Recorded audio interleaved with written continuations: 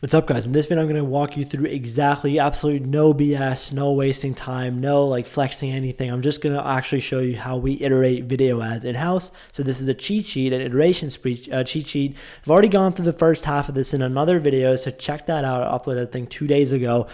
Today in this video, I'm going to actually go through the entire video ads iteration process. And I think that a lot of people this is going to be super interesting for a lot of people also that rip content, essentially want to either already start iterating on the ripped content or shift towards actually producing their own content. And so this is going to be super powerful. Okay, so definitely go ahead and use this. I think I said this last video as well. Definitely go ahead and you can also give this whole cheat sheet to AI and upload all the metrics, the breakdown of all your metrics, and essentially AI is going to iterate for you. So that's pretty cool too. All right, so here's how it works, right? So you look at your best performing ad, and just means the highest ROAS ad that you have, and you look at what's weaker, click-through rate or conversion rate. How do you determine? Once again, same example here, the best ads have the best balance between click-through rate and conversion rate, right? And so for example, 4% click-through rate, 4% conversion rate would be a perfect balance. There's no iteration needed, or there's no iteration possible.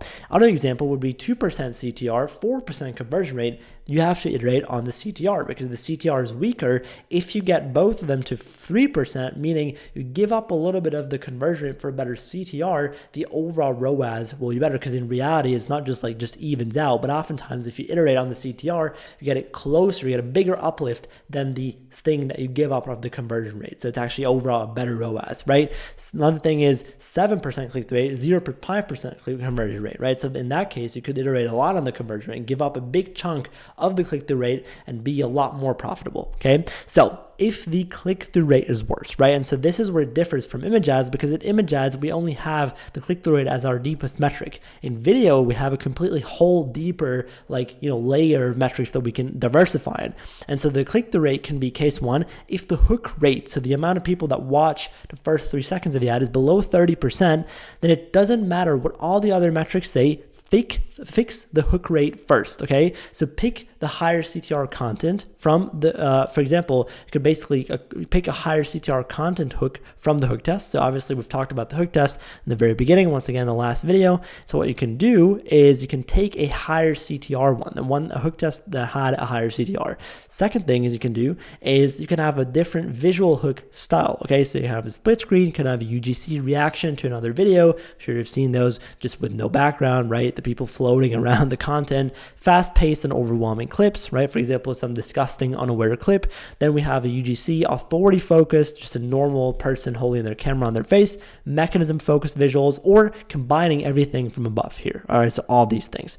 Then we can have, obviously, the third part is not just the content, the visual, but also the audio hook. And so we have to have a different audio hook style, different AI voice, add or remove if we have one in the first place, or if we don't have one in the first place, right? Add a different music, a different song, make it louder, make it, basically more quiet, faster paced voice to slower paced voice, more emotion in the voice, less emotion in the voice, change the gender of the voice, right? Change the age, perceived age of the voice, all that kind of stuff, okay?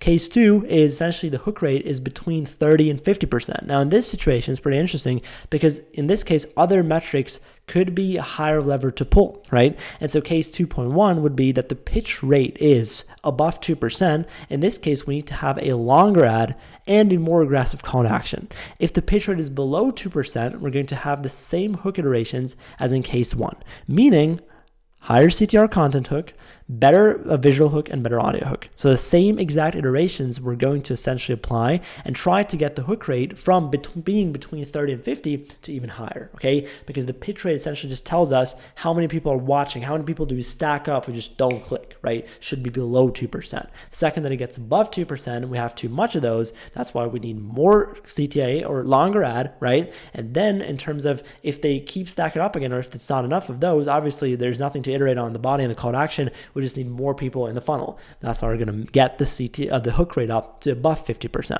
So case three would be hook rate is above 50%. And so this is when other variables are the reason that the CTR is bad. So if your hook rate is above 50, hook rate's good. Okay, leave the hook alone.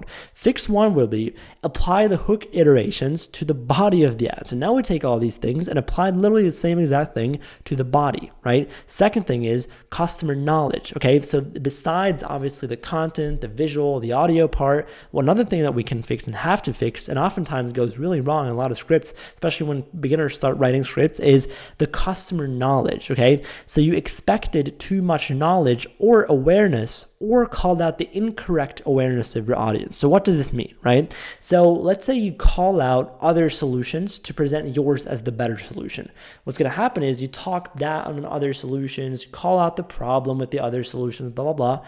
But what if they haven't tried any of these solutions? What if they're just problem aware? Maybe you've just heard of one solution, right? I'll give you an example. Let's say you sell a fat burner pill, okay? And the only other solutions that people know to the problem of being overweight would be to sign up and get a gym membership. But now that you essentially call out a gym membership, let's say you call out a competitor fat burner, then you call out ashwagandha, and then you call out all these different crazy things, and people have no clue about all these other things. The only thing that they do have a clue about is maybe the gym membership. So you called out the incorrect awareness of the audience, even though they are solution aware. And solution aware does not equal solution aware. Keep that in mind. This is oftentimes something that kills the click-through rate. Okay, so very important. Then run a retest, look at the click-through and conversion rate again, goal, more balanced, scale, and when the ROAS breaks below 3, you iterate again. So you go back here, what's the worst thing? CTR conversion rate. Now, this was if the CTR was bad. Now we're going to look at what happens if the conversion rate is worse, okay? So once again, we're going to make batches, like 3 batches each, 3 iterations. Case 1, if the conversion rate is below 1%, we have to be super aggressive with adding in disqualifiers, okay? So we add the price of the offer into the hook, we add objection handling in the first half of the ad, or we add in more urgency in the first half of the ad. Case 2, if the conversion rate is between 1 to 3%, we add in normal disqualification, meaning we drop the price in the second half of the ad. So we reveal the price. That's what I mean by drop. I should probably change it here to reveal. Handle different objections in the second half, right? Obviously, already have something at this point, but it's probably the wrong ones and people just don't resonate with them.